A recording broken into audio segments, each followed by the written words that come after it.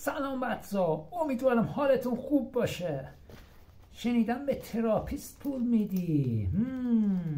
یه نسخه برات میپیچم که به هیچ تراپیستی هیچ نیازی نداشته باشی.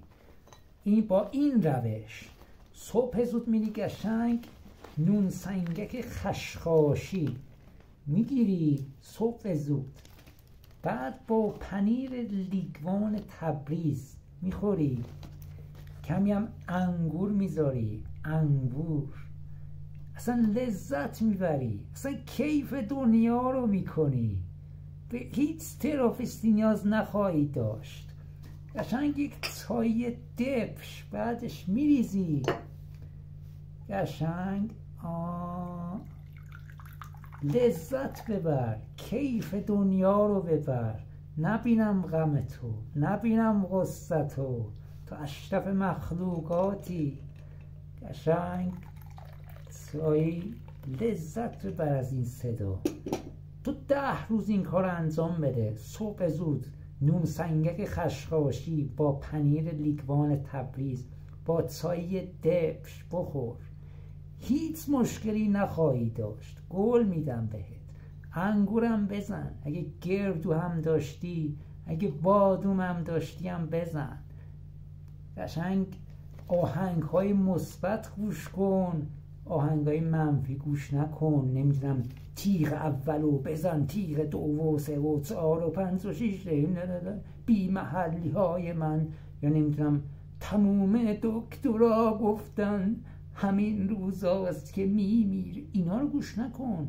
مثلا آهنگای مثبت، مثلا همه چی آرومه، من چقدر خوشحالم تو به من دل بستی، یا مثلا دوست دارم زندگی رو، دوست دارم زندگی رو. جلسه 300 500 میدی به تراپیست، آخرش هم هیچی، حالت خوب نمیشه. تو همون 300 تومن و همون 500 تومن برو بده به یه بچه نیازمند واقعی، به یه فقیر واقعی. قول میدم که 10 برابر بیشتر برات سود داره. دقت کن، گدای سر 4 راه نیازمند نیست، دعاشم هیچ تأثیری تو زندگیت نداره. بچه‌ها نون سنگک بخورید قشنگ، منم دعا کنید. با این نسخه به هیچ تراپیستی نیاز نخواهی داشت. البته من گفتم پنیر تبریز، منتها پنیر من پاستوریزه است، اون یه ذره گرون بود نتونستم بخرم. قشنگ پنیر رو بزنید، یه ذره هم انگور بذارید، بسم الله بگید. این خشخش این نون سنگک اصلا آدم ها وجد میاره. بسم الله الرحمن الرحیم.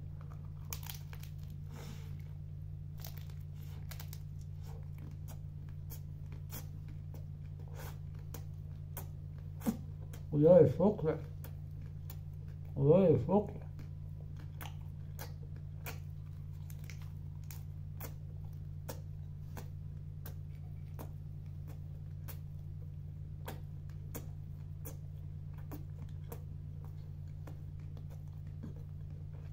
قشنگ چایی بخورید، مخصوصا تو طبیعت خیلی میچسبه.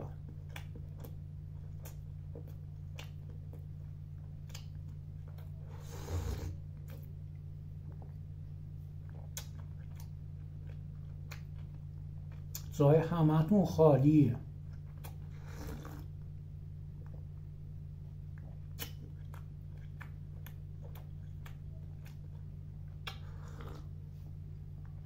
همتون رو دوست دارم.